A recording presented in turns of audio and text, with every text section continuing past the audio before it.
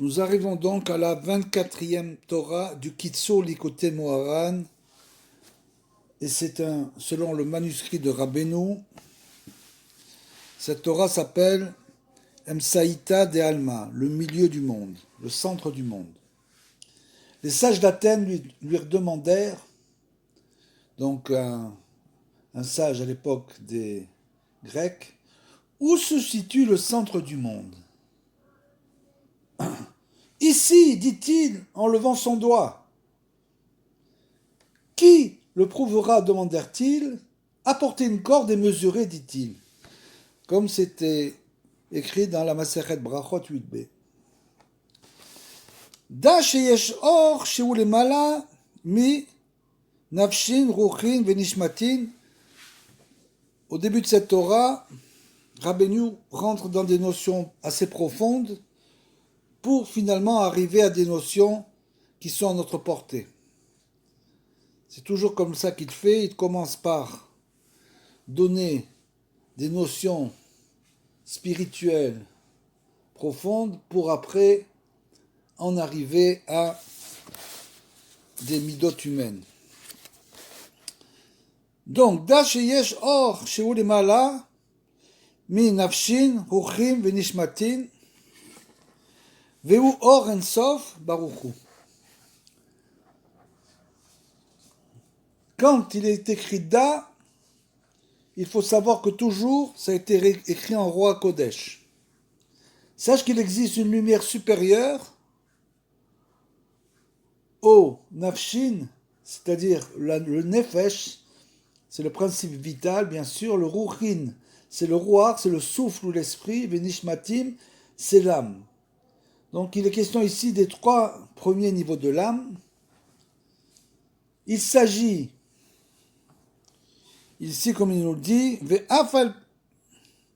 ve'u or en sof baruchu. Donc nous parlons ici de la lumière divine, de l'infinité divin, l'infini divin.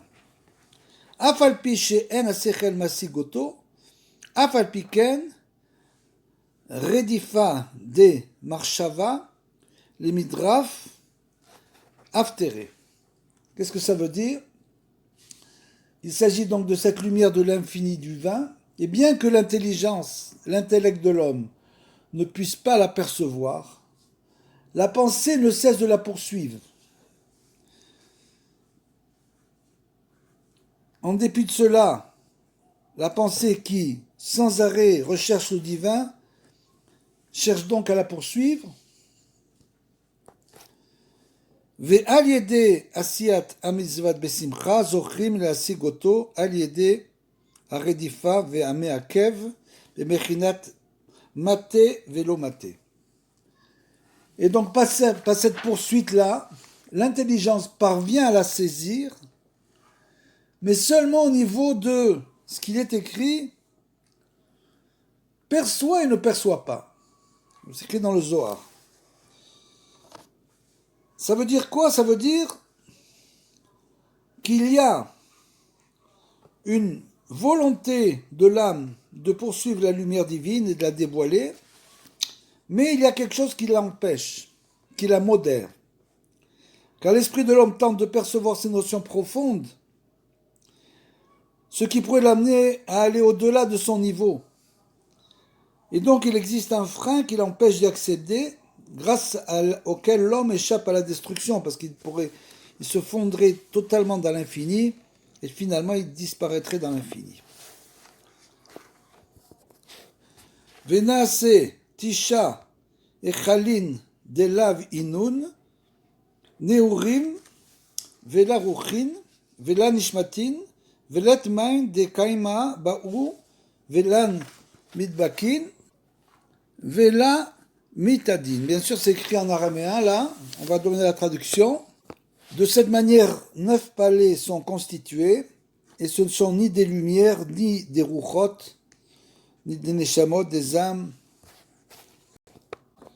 donc ni des esprits, ni des âmes. Il s'agit de forces spirituelles qui dérivent des degrés de l'âme, donc du roar et de la neshama. Et il n'y a personne en mesure de les appréhender et on ne peut ni s'y attacher, ni les connaître. Ashrei mi shezoche lirdof marshavato leasig asagot elu.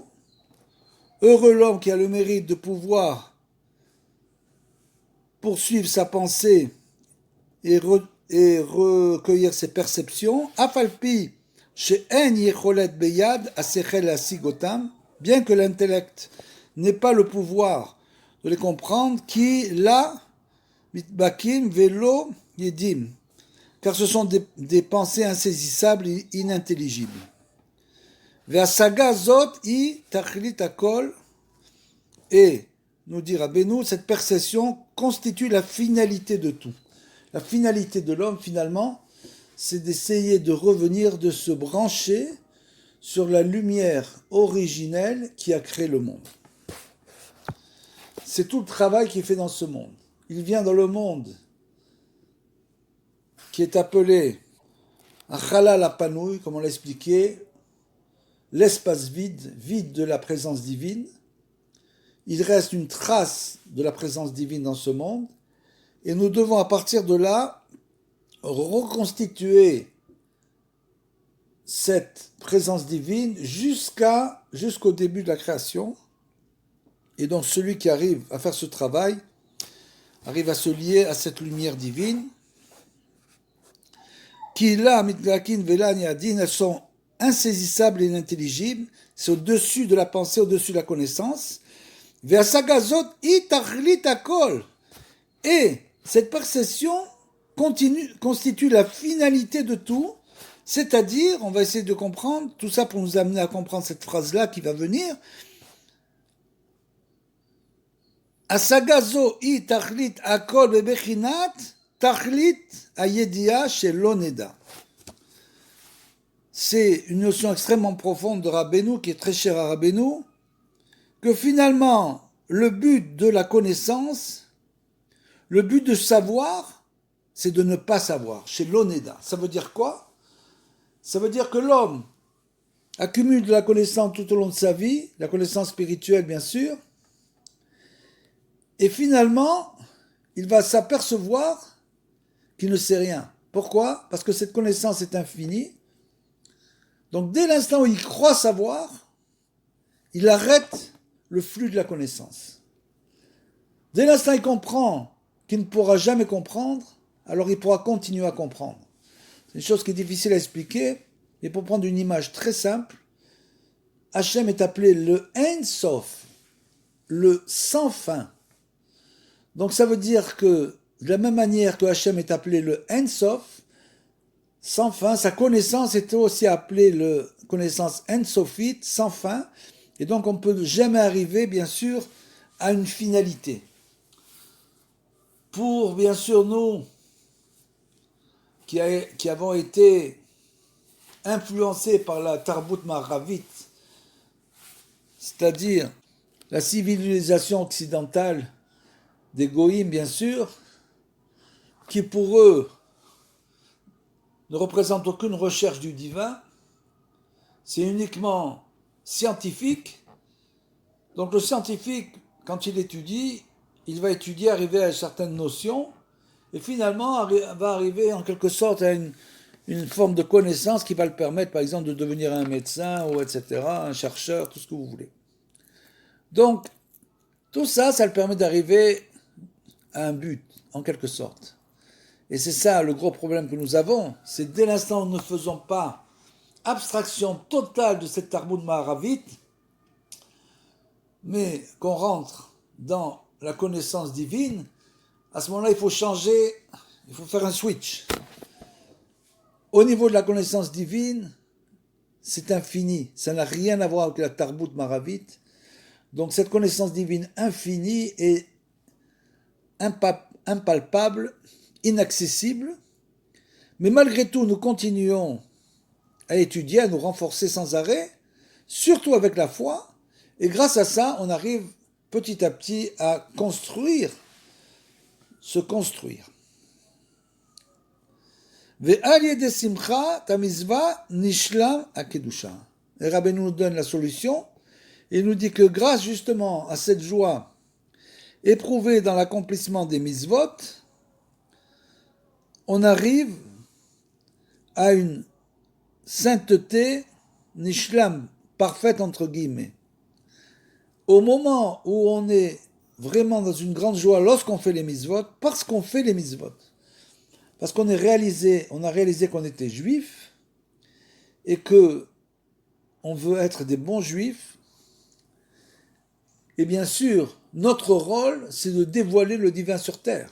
Donc dès l'instant où l'homme réalise qu'il est venu pour dévoiler le divin sur terre, tout ce qu'il va faire, ça va le rendre en joie. Juste par le fait d'être juif et de pouvoir mettre le matin, par exemple, les talets et les téphilines. C'est une joie incroyable que de mettre le talet et les téphilines le matin. De faire les bénédictions quand on se lève, etc. Tout ça, c'est un trésor qui n'appartient qu'au peuple juif et ça doit le rendre extrêmement joyeux toute la journée. De toutes les mitzvot qu'il fait sans arrêt, les bénédictions, les tfilot, l'étude de la Torah, les mitzvot, le chesed, tout ce que nous faisons, bien sûr, doit nous mettre en joie toute la journée. Et c'est comme ça qu'on arrive, grâce à cette joie, Nishlam Akedusha. On arrive à parfaire la sainteté en quelque sorte, ou Ma'ala Achiyut Vakedusha Shebe Klipot. Et grâce à ça, on arrive à élever la vitalité de la sainteté qui était enfouie à l'intérieur des écorces du mal, c'est-à-dire que tout le travail, bien sûr, qu'on fait avec les Torah Mitzvot Masim Tovim, c'est d'extraire les impuretés des klipot, c'est-à-dire de transformer ce monde. Chaque fois qu'on fait une bracha, on transforme le monde. On le fait pencher du côté du bien. Cette bracha, elle va avoir le pouvoir de rentrer à l'intérieur des impuretés qui se trouvent dans le monde et de les extraire de là-bas, de les annuler. Dès l'instant où on annule par notre bracha ces impuretés, le monde devient meilleur. Et c'est ça le travail que nous devons faire. Ma'ale ashrina mi ben aklipot. Et donc, ve'alken, kshe aussi ma mitzvot besimcha. Et donc, quand on fait les mitzvot dans la joie, pourquoi? Parce qu'on est tellement content d'être juif, d'avoir été choisi par Hachem, d'être le peuple élu, qu'on fait toutes ces mitzvot dans la joie, une joie extraordinaire. 40 Shabbat, on saute de joie. Comme ça, on doit vivre la Torah, dans la joie en permanence. Oublier le monde matériel, oublier. Il faut tout simplement l'oublier. Il faut complètement oublier tous les tracas du monde matériel, etc., qu'ils essaient de nous tirer vers le bas sans arrêt, mais il faut être en joie d'être juif et de faire les mitzvot. C'est pour ça que, par exemple, comme les téphilines, on embrasse toujours les téphilines avant de les mettre, parce qu'on est tellement heureux de pouvoir les mettre. Et c'est pour ça que quand on fait les mitzvot, on réalise toutes ces mitzvot dans la joie, on élève la présence divine, on la fait jaillir du sein des impuretés, c'est-à-dire on véritablement, comme on l'a dit, bonifie le monde. On élève la présence divine dans ce monde. Vetsarir, et pour cela, qu'est-ce qu'il faut? Sarir litrachek mi azvut meod meod. Pour cela, il faut s'éloigner. S'éloigner énormément de la tristesse qui a clipote en bechinat azvut. C'est-à-dire que les impuretés, les écorces, comme on dit, quand on veut manger un fruit, il faut enlever l'écorce. Il n'y a pas de fruit sans écorce. Des fois, c'est juste une petite écorce très fine, mais il y a quand même une écorce. Et ces clipotes, ces écorces-là, représentent la tristesse. L'inverse de la joie, c'est la tristesse. Vous allez me dire des choses évidentes. C'est pas si évident. Parce que si on comprend que l'inverse de la joie, c'est la tristesse, que l'inverse de la réparation, qui représente la joie, c'est la tristesse qui présente la destruction, alors on n'est plus triste, parce qu'on comprend que chaque fois qu'on est triste, c'est parce qu'on est branché sur le clipote. Bon, là, il faut bien expliquer. Qu'une personne soit et le cœur brisé, c'est ça toute la différence qui explique, on l'a déjà dit. La tristesse, elle vient de la marachora, de la bile noire. C'est ceux qui se font de la bile, ils sont tristes. Alors que le cœur brisé, ça vient du cœur, ça vient pas de la bile. Donc quand on prie avec le cœur brisé, et qu'on pleure sur nos fautes et sur nos manques, alors ça c'est très bien de prier, de pleurer sur ses manques et sur ses fautes, c'est parfait. Et de crier vers Hachem avec des larmes aux yeux, c'est très très bien. Mais quand on est triste, par exemple, parce que on a des problèmes de Parnassa, alors ça non. Il faut demander à Hachem de nous aider, mais sans être triste. Et donc, la réparation, c'est la joie. Ali de simchat amizvot, nishlam akedusha. Et donc, c'est pour ça qu'il faut, il faut s'éloigner totalement de la tristesse, qui a klipot embechinat azvut, parce que comme on vient de le dire, ces écorces représentent la tristesse, ve'em tukfa dedina, qui représente le jugement dans toute sa vigueur, c'est-à-dire que la tristesse, dès l'instant où un homme est triste, ça veut dire qu'il est jugé en haut. Donc il faut tout de suite qu'il se remette dans la joie. Comme dit Rabbeinu, si tu es triste et que tu es jugé en haut, alors juge-toi toi-même. Fais tout de suite ton cheshbon nefesh, énumère tes fautes devant Hachem, et dès l'instant où un homme s'accuse lui-même, on ne peut plus l'accuser en haut.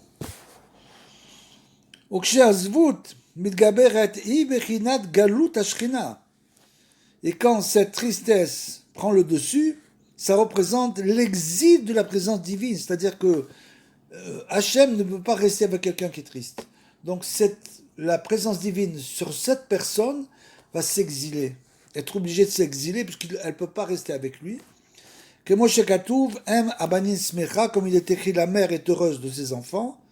C'est la Shrina qui est heureuse du peuple d'Israël, qu'il fasse sans arrêt toutes les mitzvot dans la joie. Veikar bitu la klipot, ve'aliyat hakedusha i aliyede simcha. Et bien sûr, l'essentiel de la suppression de ces écorces et l'ascension de la sainteté ne se font que grâce à la joie, se font grâce à la joie évoquée ci-dessus, comme on l'a dit.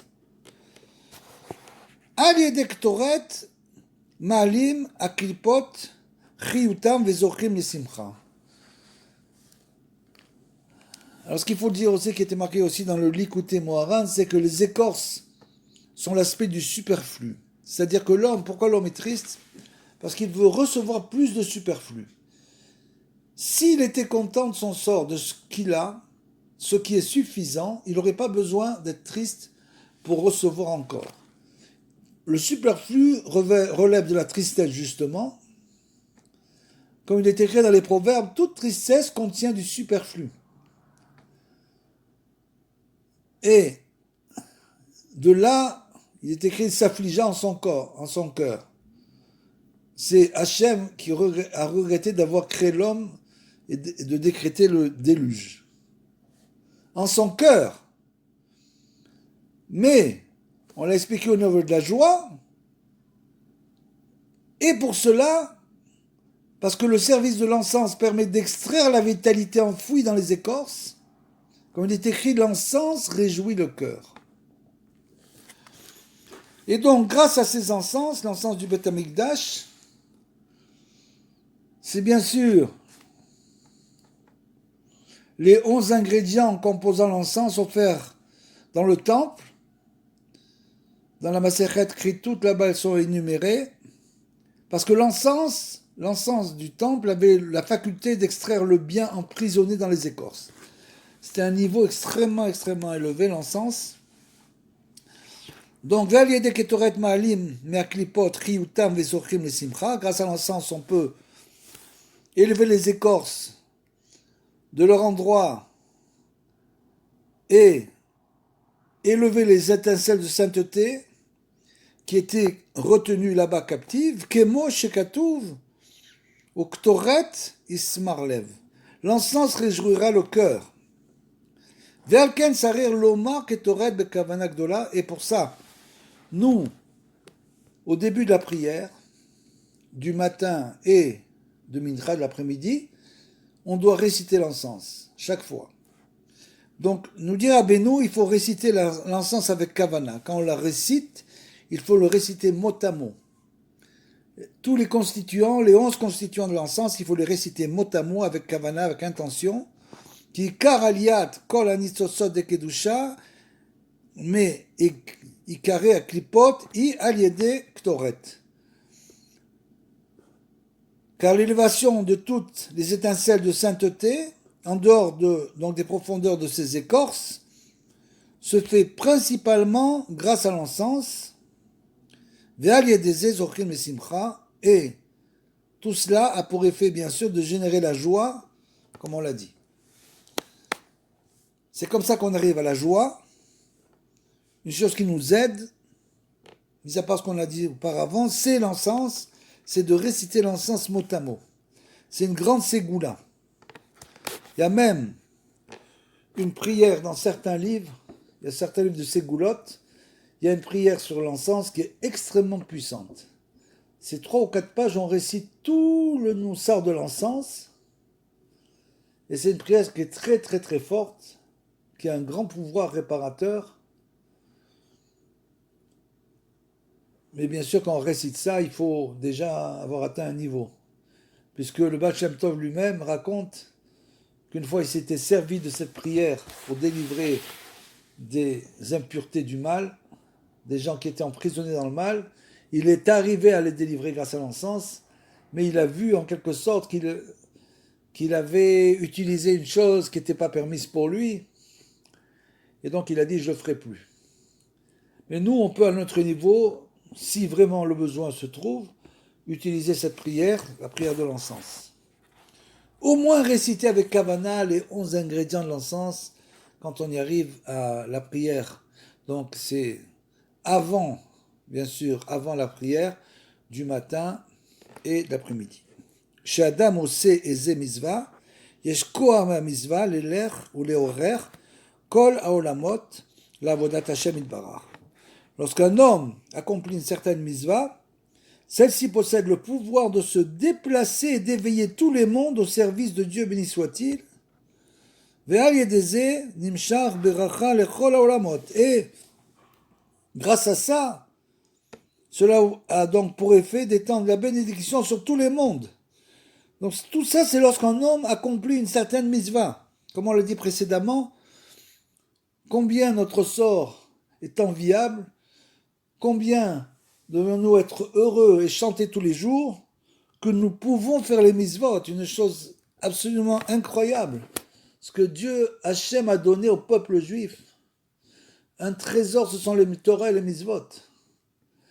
Combien on ne devrait pas être comme un robot quand on fait les mitzvot, mais chanter, danser et remercier Hachem qui nous a donné cette possibilité de faire les mitzvot, de mettre les téphilines, une chose incroyable.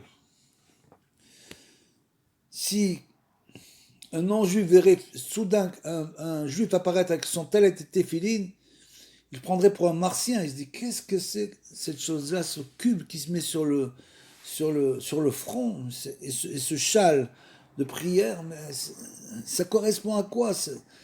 Il est hébété de voir une chose pareille. A fortiori que nous, on doit être encore plus hébétés que Hachem nous a donné la possibilité d'être juifs et de faire la Torah et les mitzvot. Et grâce à cette mitzvot-là, on peut éveiller tous les mondes au service d'Hachem et d'amener la bénédiction à tous les mondes.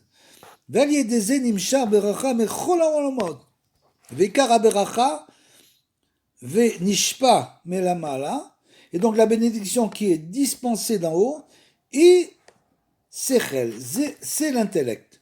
C'est-à-dire que toutes ces mitzvot, finalement, ont le pouvoir de réveiller notre intellect.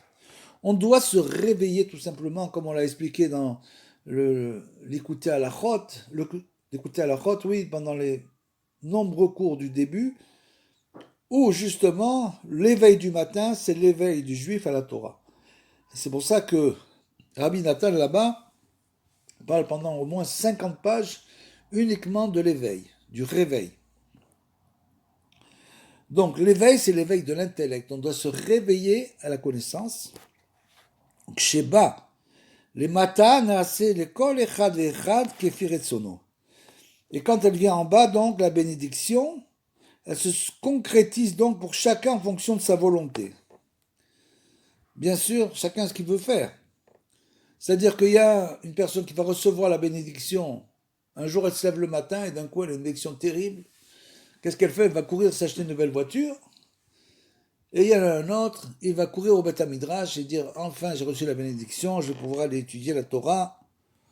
J'ai plus de temps pour moi, pour m'occuper de mon âme et pour me réparer. Bechen, Mishéou Baal Nefesh. Et donc, c'est pour ça que celui qui a un Baal Nefesh, ça veut dire quoi, Baal Nefesh?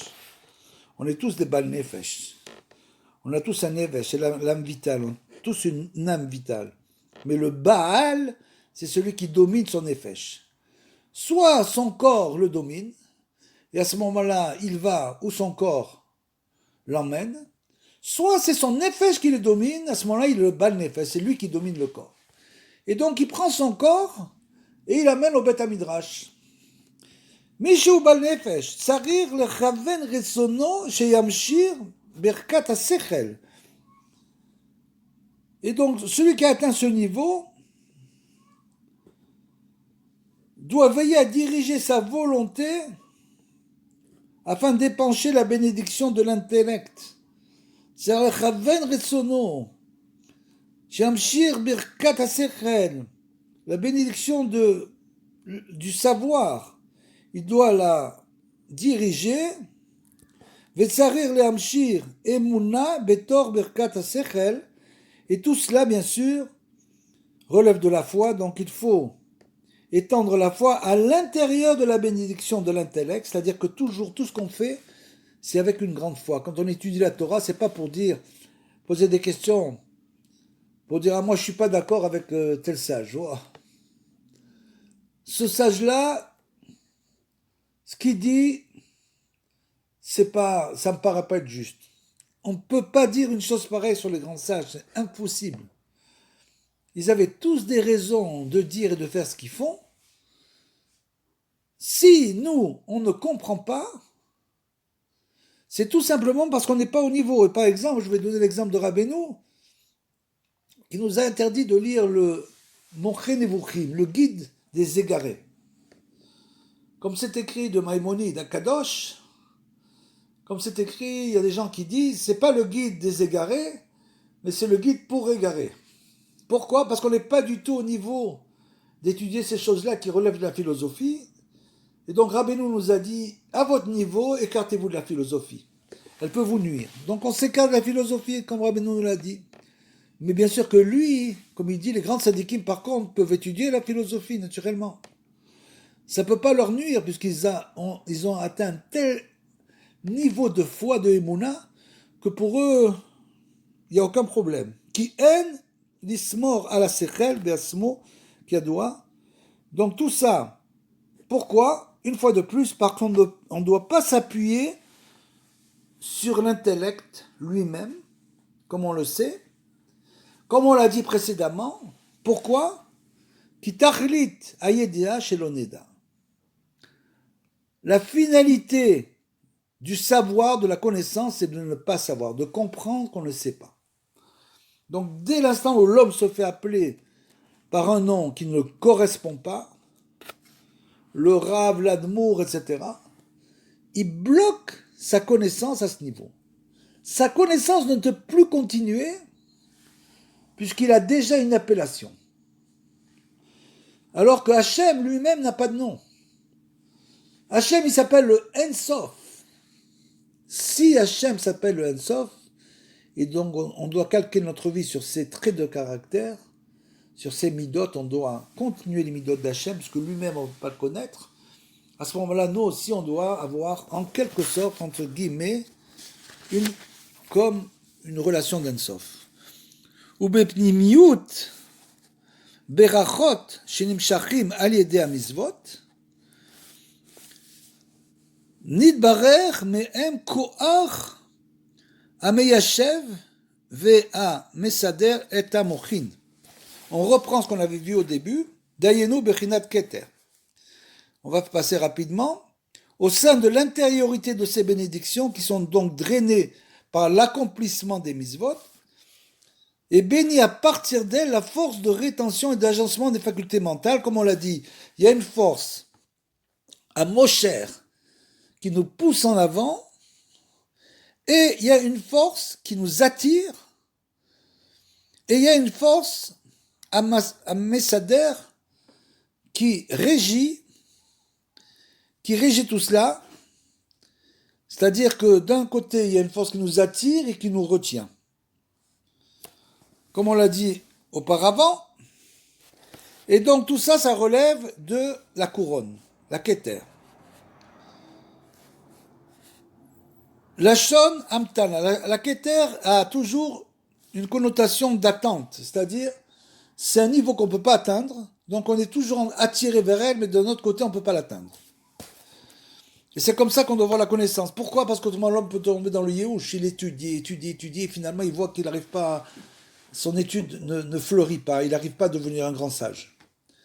Mais c'est pas le but de devenir un grand sage. Le but c'est d'essayer, c'est uniquement d'essayer. Si on n'arrive pas, ça fait rien, ça n'a aucune importance parce qu'il y a cette force qui nous repousse toujours. Donc on essaie toujours de continuer notre travail et on n'a aucune raison, aucune attente, aucun espoir d'arriver à quelque chose. On essaie de se perfectionner en permanence, d'avancer, et c'est tout ce qu'on nous demande. C'est pour ça cette Keter-là, cette couronne inatteignable, elle correspond à l'attente, comme c'est écrit dans Job, qui, Keshe, Shoalim, et Adam, Ezesechel, c'est écrit là-bas, Keterli, Zeir. Là-bas, il est écrit dans Job, attends-moi, Katarli, attends-moi, Keter un peu. Attends-moi un peu, c'est-à-dire, il faut beaucoup de patience. Chez Shoalim, et Adam, Ezesechel, Omer, Amten Ad She Ityashev, Vegam Sham Sarir Emuna. Donc, lorsqu'on sollicite l'homme au niveau de son intellect, il déclare « Attends, jusqu'à ce que je te réponde ». À ce degré également, la foi est requise, comme on vient de le dire. C'est-à-dire que dès l'instant où un homme veut rentrer dans la sainteté, on lui dit « Amtin », attends. Quand il veut tomber dans l'impureté, il tombe tout de suite. Mais dans la sainteté, il doit avoir beaucoup de patience. Parce qu'il n'y a pas de sujet, il n'y a de réussir. Comme on l'a dit, il faut simplement essayer. Donc dans la sainteté, c'est Amtin. Attends. Tu dois être patient. Pourquoi? Parce que de toute façon, le but du savoir, c'est de ne pas savoir. Donc tu dois continuer toujours avec cet esprit. Vekor hazeh bechinat keter ou omed mipnei amokrin kemo mechitza. Et cette force donc qui relève de la couronne est en quelque sorte postée devant les facultés mentales. Elle se dresse devant les facultés mentales. Ou meakevotam meredifatam. Comme une barrière, elle les empêche de poursuivre leur course, c'est-à-dire, comme on l'a dit, autrement l'homme, dès qu'il fait tchouva, il va commencer à étudier la Kabbalah, il va perdre la tête.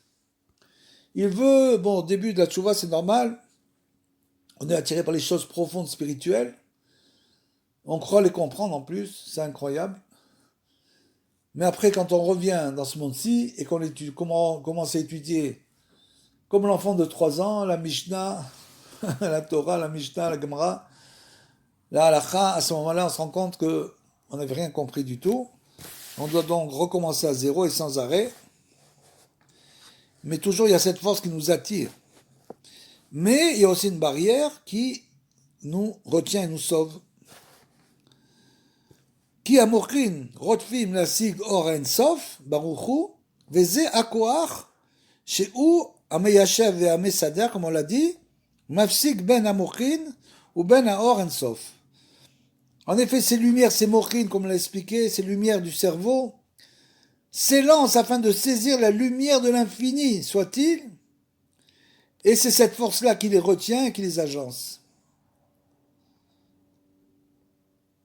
En faisant une séparation entre les mochines et la lumière de l'infini. Grâce à cette force de retien, comme on l'a dit, ce keter qui nous dit d'attendre. Donc il y a deux forces en l'homme, l'une qui pousse l'homme à s'élancer plus loin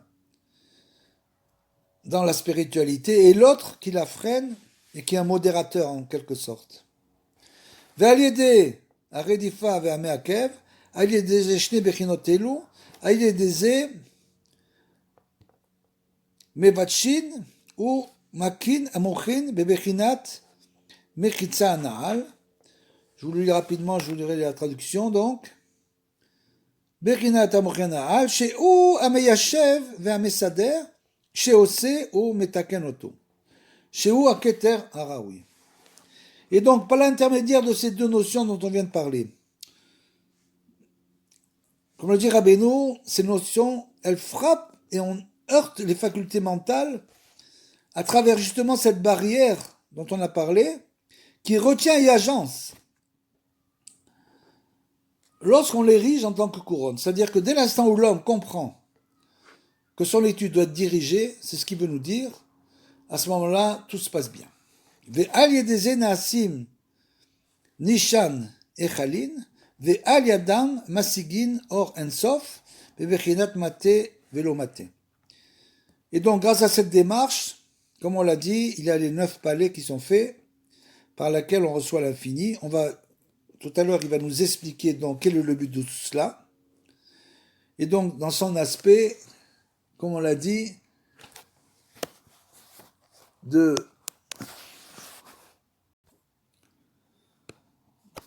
perçoit et ne perçoit pas. Tout ça pour nous dire que grâce à tout cela, je vais passer un petit peu ce qui est écrit, grâce à tout cela, on mérite d'accomplir les mitzvot dans la joie, comme c'est écrit. C'est-à-dire que la seule chose sur laquelle on peut se renforcer pour atteindre ces hauts niveaux, c'est la joie. Dès l'instant où l'homme est joyeux, alors il fait tomber ces barrières. Ces barrières qui sont existantes, c'est uniquement la joie qui nous permet de les faire tomber. C'est pas en étudiant des choses très profondes, c'est ça que veut nous dire Rabbeinu, qu'on n'est pas apte à comprendre.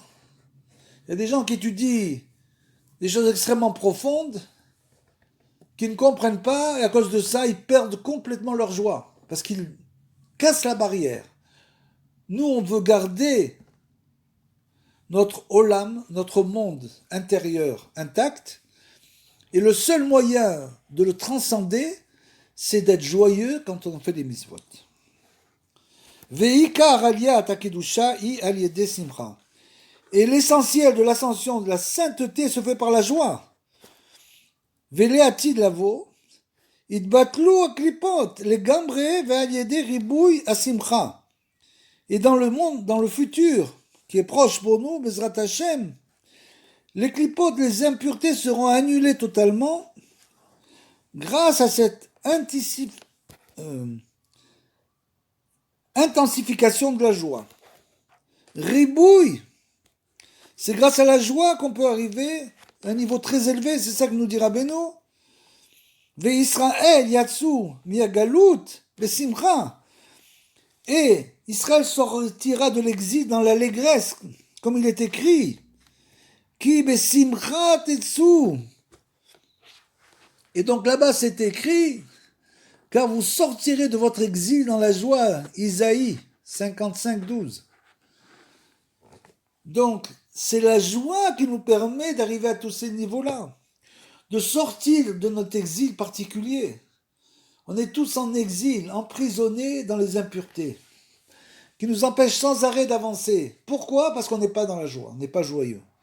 Si on était vraiment joyeux, alors vraiment ça serait pour nous une délivrance. Vous n'avez qu'à voir tous ces soldats, ces tzadikim qui sont à l'armée. Ce qui est absolument incroyable de voir, quand on voit les photos, c'est qu'ils sont toujours en train de sourire. Moi, je suis assez éberlué de voir, ils sont sur le champ de bataille, entourés d'ennemis féroces, de gens cruels qui ne pensent qu'à les tuer, et ils sont là-bas avec le sourire. C'est cette joie qui va nous faire gagner. Ve'al yedei akum, ve'al kocham, idvatlu aklipot. Donc vous sortirez de l'exil dans la joie, c'est expliqué, par l'intermédiaire des non-juifs, et indépendamment de leur volonté. Ki akum be'atzmam, be'yadam, yavuu et bet Israël, me'agalut al yedei ribouy hasimcha. Nous dit Rabbeinu, car les non-juifs eux-mêmes entreprendront d'eux-mêmes d'amener la maison d'Israël en lui faisant quitter l'exil. Grâce, tout ça, à la multiplication de la joie. C'est-à-dire que plus on va être joyeux, plus on va avoir une influence sur le monde. On va changer le monde. Et grâce à ça viendra la Géoula. Et c'est eux-mêmes, les non-juifs, qui vont nous faire revenir sur notre terre et qui vont nous aider à y rester. Kemo shekatuv az yomru bagoim, comme c'est écrit, c'est alors qu'on dira parmi les peuples, qu'est-ce qu'on dira? Que Dieu a accompli de grandes choses pour ces gens, pour les juifs. Dieu a réalisé de grandes choses à notre égard, comme c'est écrit là-bas dans les Teilim. Donc, Az yomru bagoim, ayeno smechim. Combien nous sommes joyeux que finalement, grâce à cette joie, Israël sortira de l'exil et amènera la Géoula au monde. Bemera beyamenu, amen kenerason. Rapidement de nos jours, bien sûr, que ce soit la volonté de Hachem, de la Géoula finale, amen.